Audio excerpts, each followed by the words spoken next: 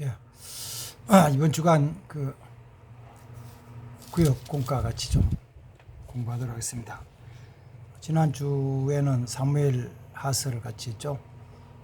그다음 열왕기상인데 사실은 열왕기서는 상하가 같이 한 권으로 돼 있죠. 그런데 그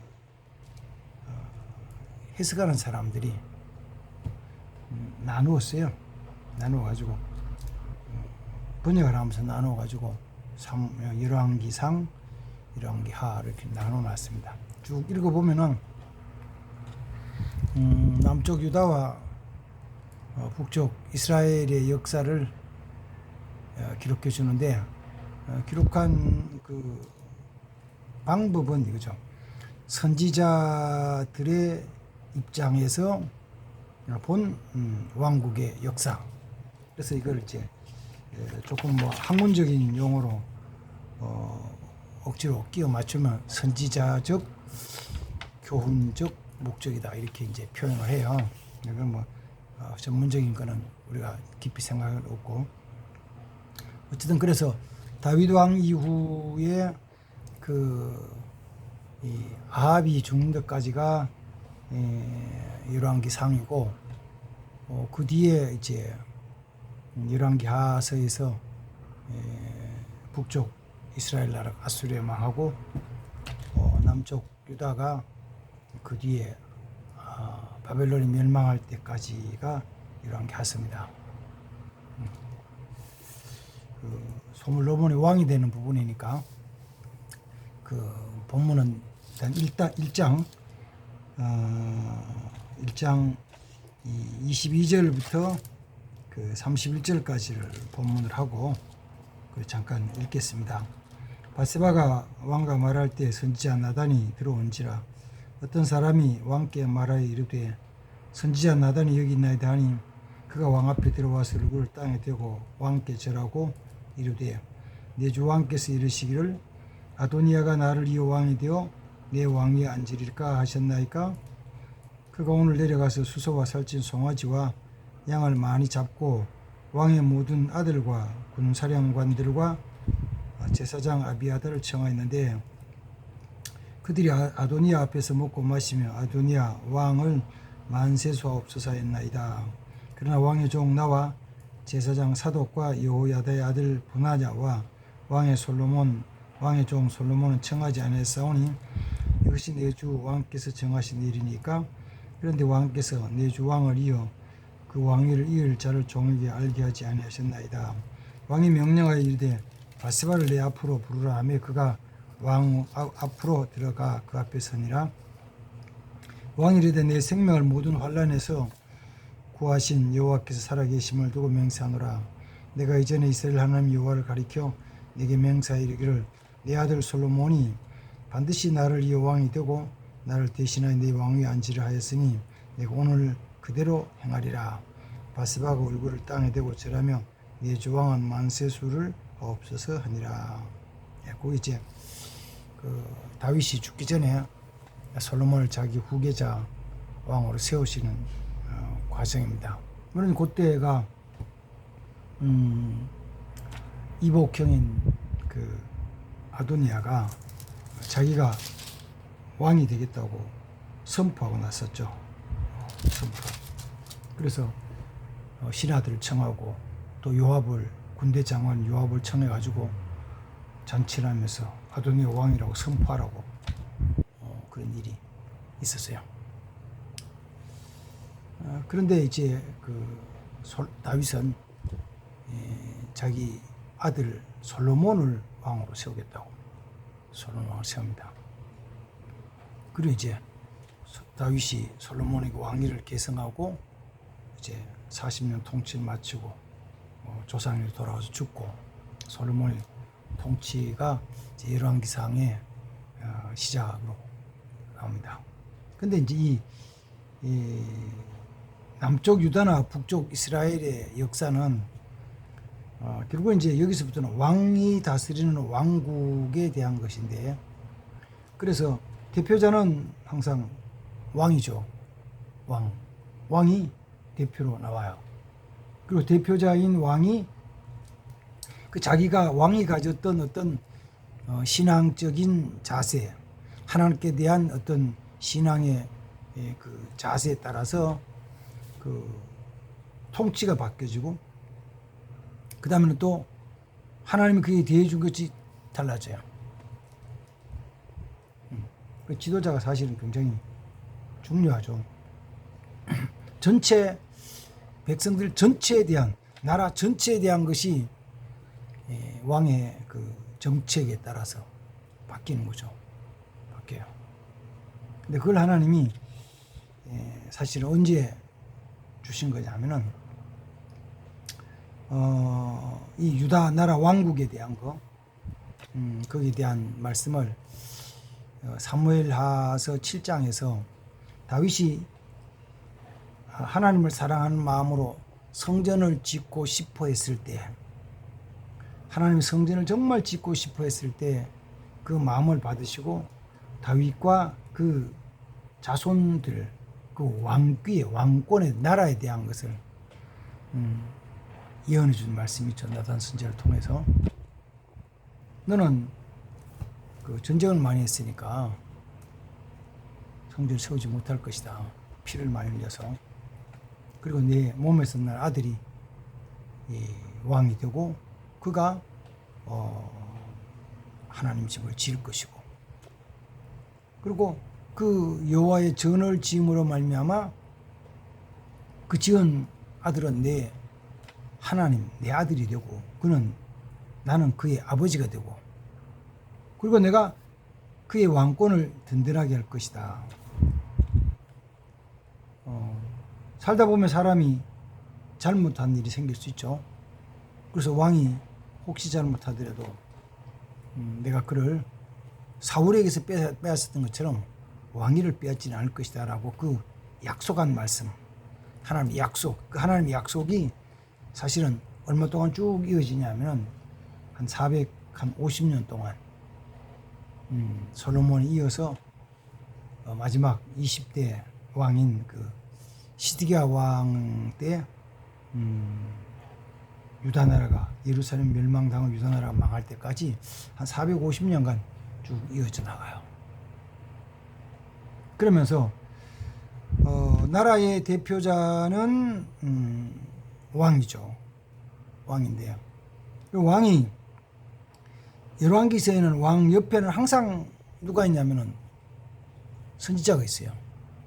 선지자가 왕이 하나님의 말씀대로 순종할 때는 그 왕을 축복하고 격려하고, 또 왕이 하나님의 말씀대로 순종하지 않을 때는 어떤 때는 목숨을 걸고 목숨을 내놓고 하나님의 말씀을 선포하면서, 어떤 면에서는 왕에 대해서 반항이죠.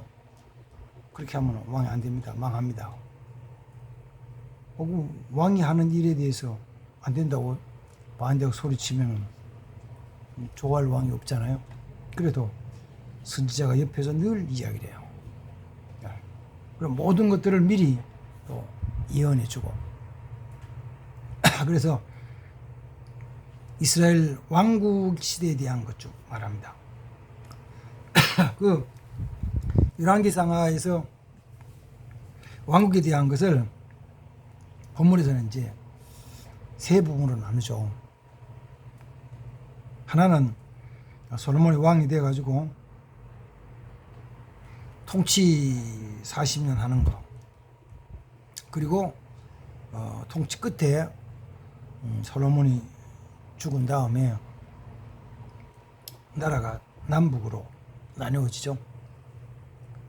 북쪽에 10지파가 그 여로보암을 중심으로 한 새로운 북쪽 나라를 세우고, 남쪽에는 그 10지파가 두 지파가 르호보암이라는 솔로몬의 아들로 통해서 유다 나라를 세워나가요. 거기까지 솔로몬의 그 40년 통치가 한 부분이에요. 한 부분.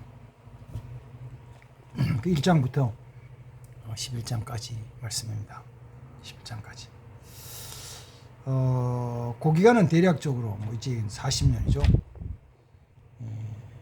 주전 1015년부터 주전 975년까지 40년 통치 기간. 여기 이제 제 1기.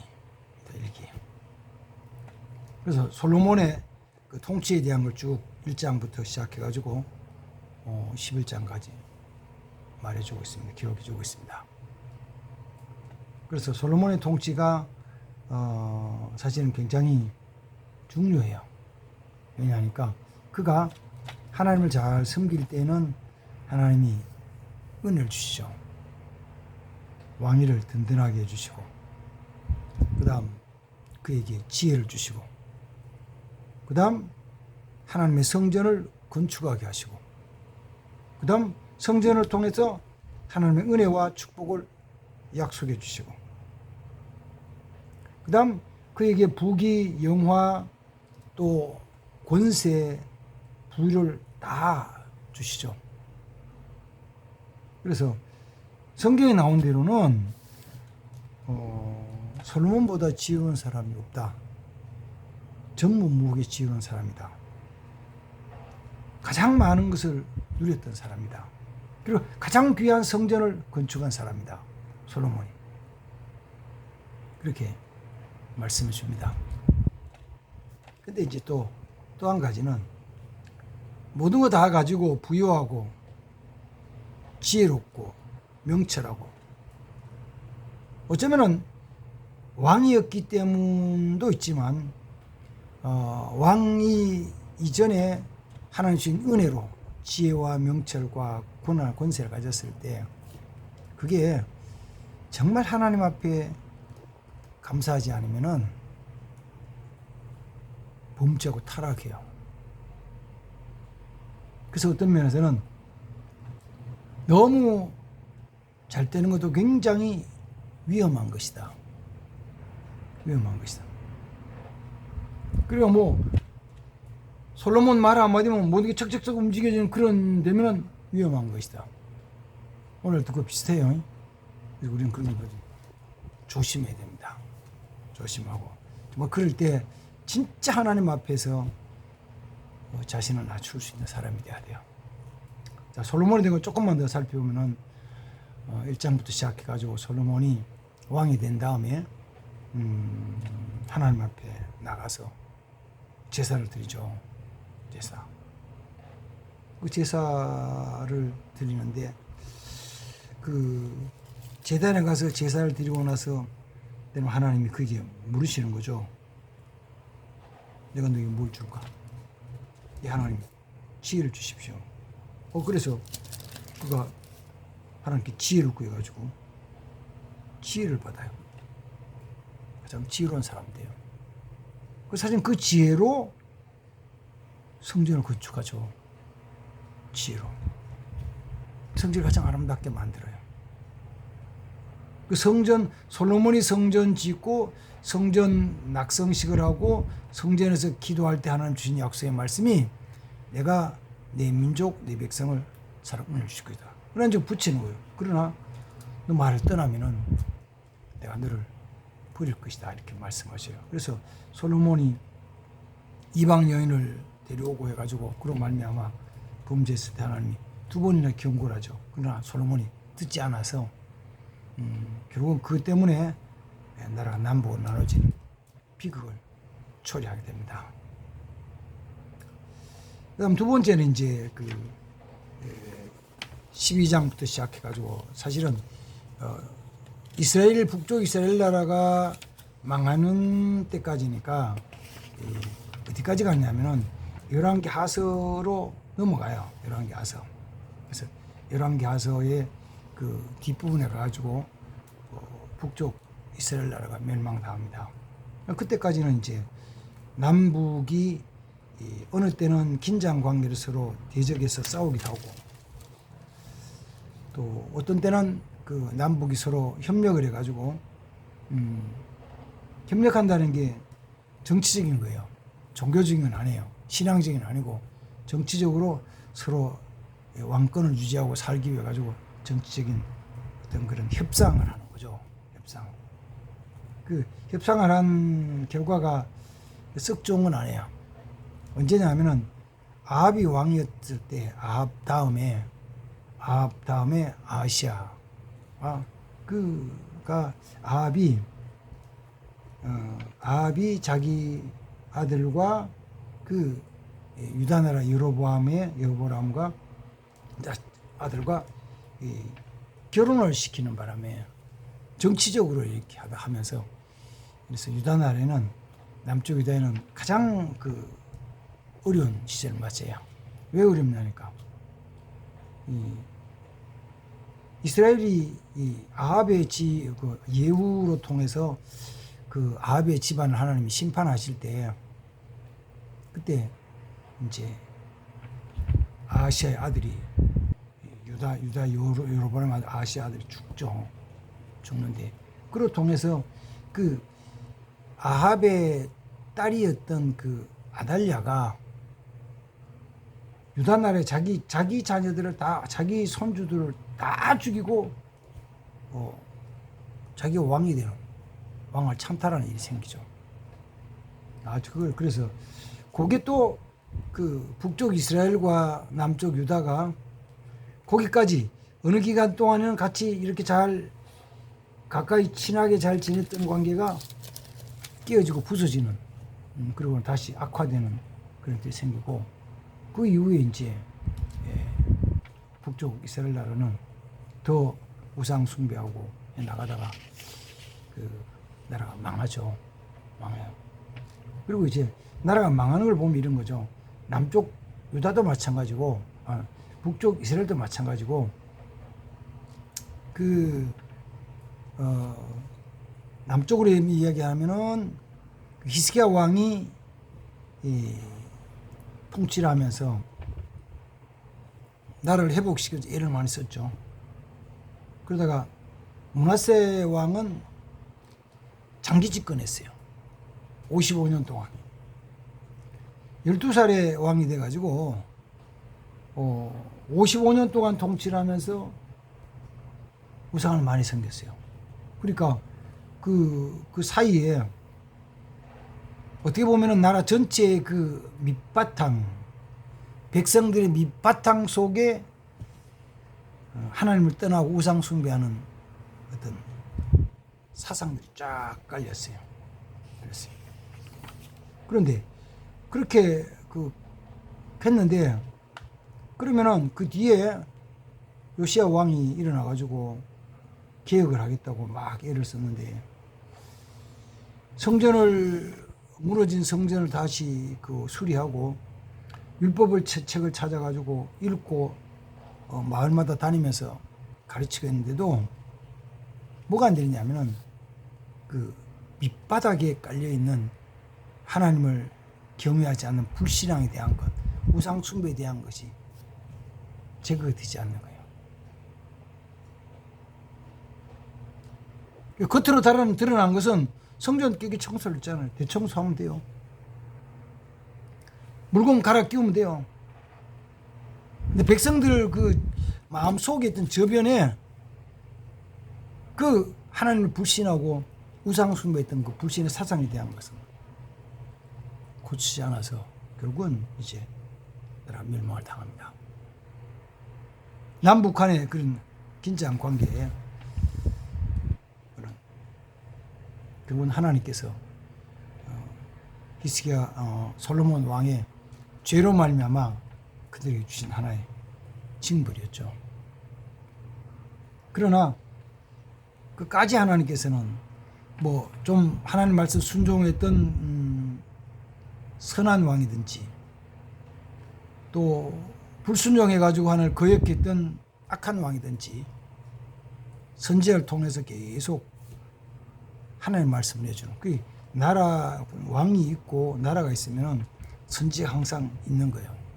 그 선지자를 통해서 하나님이 하나님의 말씀을 해주셨습니다. 말씀. 그러니까 하나님의 언약이 보이지 않는 언약이, 그래서 어떤 분은 그런 거예요.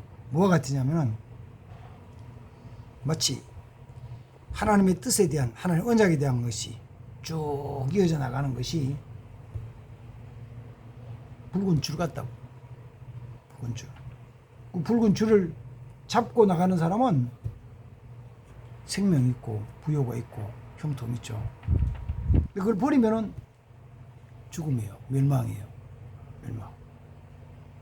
마치 그 여호수아서 2장 속에 여리고성에 살던 그 라합이 그 여호수아가 보낸 정탐꾼들을 잘 대접하고 숨겨주고 살려줘가지고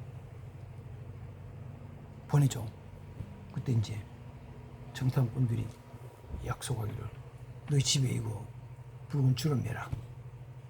그러면 산다. 그 붉은 줄에 대한 거. 붉은 줄. 그게 하나님 말씀이잖아요. 약속의 말씀. 하나님이 그 여리고를 정탐했던 그 정탐꾼들을 통해서 주신 그 라합의 집에 준 약속의 말씀이죠. 그 붙잡은 거죠. 붙잡아요.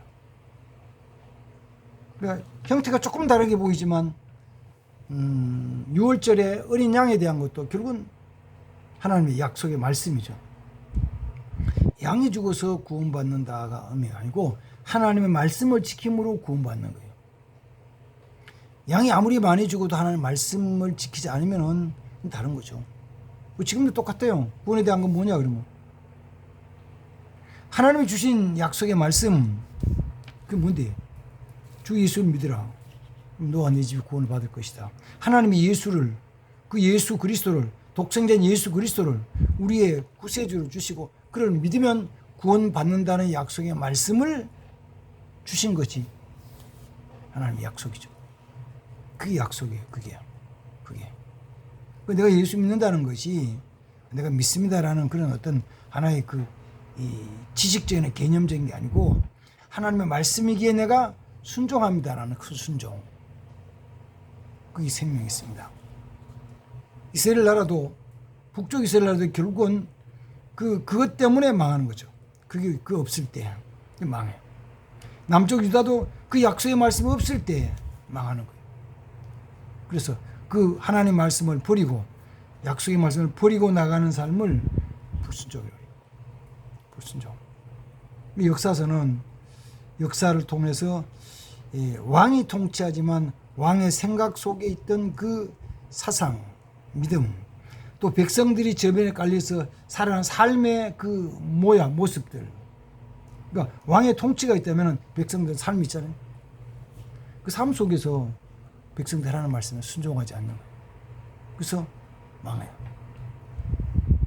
그 중에 이제 그 아합의 집안에서 있었던 그 일들은 아합의 아내가 그 두로 지방의 두로 왕의 공주였던 이세벨이잖아요. 그 공주였던 이세벨이 가지고 온 우상의 사상들.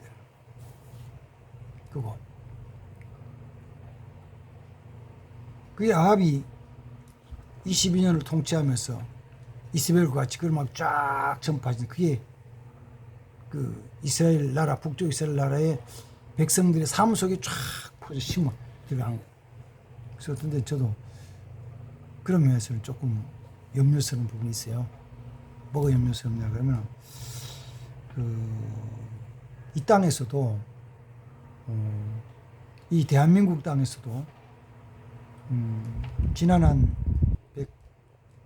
130년, 40년 동안에는 그 선교사들이 가지고 온 복음을 가지고 열심히 믿음으로 살려고 애쓰고 어려울 때 하다가 이제 어느 때부턴가 다른 사상이 들어왔죠. 다른 사상. 어떤 사상이냐면은 사회주의를 따르는 사람들의 사상. 사회주의지만은 조금 특별한 사회주의.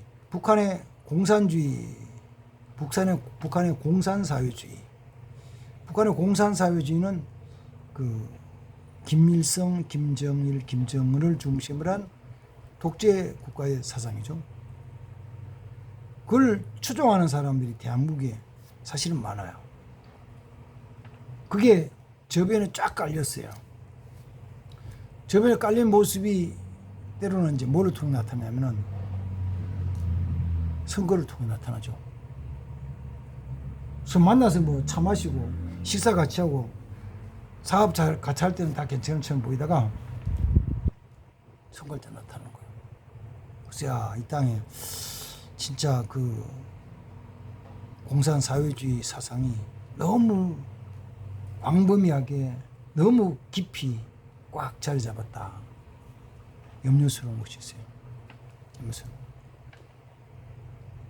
그러니까 뭐 그거는 경제적으로 얼마나 성장하느냐, 우리가 국방력이 강해서 무기가 얼마나 많이 있느냐, 이건 관계없어요. 나라가 존재하고 해나가는 거는 경제적으로 많이 성장하기 때문에 되는 것도 아니고 또 국방력이 튼튼하게 되는 것도 아닌데 그 살아가는 모습을 가만히 보면은 이게 하나님 말씀이 살지 않는 거예요. 관계없이 사는 거예요. 그러면 그는 사실은 하나님께서 보실 때는 뭐가 똑같으냐면은 우리 주님 그 마지막 산상수훈 끝에서 말씀하신 것처럼 모래 위에 집을 지은, 모래 위에 지은 집, 한문으로는 사상 누각이라고 그러죠. 모래 위에 지은 집. 모래 위에 지은 집은 비만 오면 그냥 무너지는 거예요. 아주 간단히 비만 오면 무너지는 거예요. 모래 위에 지은 집. 그래서 열왕기상은 아합이 죽는 것까지, 아합이 욕심내 가지고 하고 아합이 죽는 것까지 나오는데 그 말씀을 같이 기억하면서 왕 곁에 있던 선지자, 선지자의 활동과 왕의 통치 그리고 백성들의 삶에 대한 부분, 그 이제 열왕기상에서 살펴볼 수 있습니다. 열왕기상은 똑같이 그 아합이 죽고 그다음 아합의 아들인 아하시아가 죽는 것까지 나오니까 까지만 좀 살펴보면 되겠습니다. 감사합니다. 하나님 아버지, 이번 주 공과는 열왕기상을 같이 묵상합니다. 공부합니다. 하나님이 이스라엘 나라를 허락해 주시고 왕국을 허락해 주셨는데 기뻐하신 건 아니지만 왕도 세우셨는데 세움 받은 왕이 얼마나 하나님 말씀대로 순종하냐에 따라서 삶이 달라졌습니다. 우리에게도 이 말씀을 깊이 묵상하며 공부하며 깨달아서 정말 내 한 사람이 이 하나님의 진리 가운데 바로 서기 위해서 애쓰고 순종하기 위해서 애쓰는 삶이 되게 도와주시옵소서. 누구를 원망하거나 불평하는 것이 아니고 내게 주어진 작은 이 지역에서 빛이 되고 내가 이 말씀대로 순종하는 아름다운 삶을 살아가게 하옵소서. 그래서 작게는 내 자신, 조금 크게 하면 우리 가정, 자녀들 지켜나갈 수 있게 하시고 이제 조금 확대시키면 우리 교회가 지역에서 하나님의 거룩한 쓰리로 나가는 교회 되게 하옵소서. 은혜 주시옵소서. 주님 오늘도 이번 주간도 함께 하시면 믿습니다. 예수님의 이름으로 기도합나이다. 아멘. 예. 역사서니까 왕에 대한 시대가 조금은 이제 혼란스러울 수는 있어요. 그러나 너무 완벽하게 알려고 그러지 말고 큰 틀에서 선지자가 왕을 서로 하나님 말씀으로 권면하고 또 때로는 충고하고 하면서 이렇게 정치에 가는데 끝에는 이제 망한다는, 멸망당하는, 순종하지 멸망당하는 말씀인데 같이 묵상하고 공부를 했으면 좋겠습니다. 감사합니다. 구역을 주의 이름으로 축복합니다. 인도하시는 구역자님들 또 인도자들 주의 이름으로 축복합니다. 감사합니다.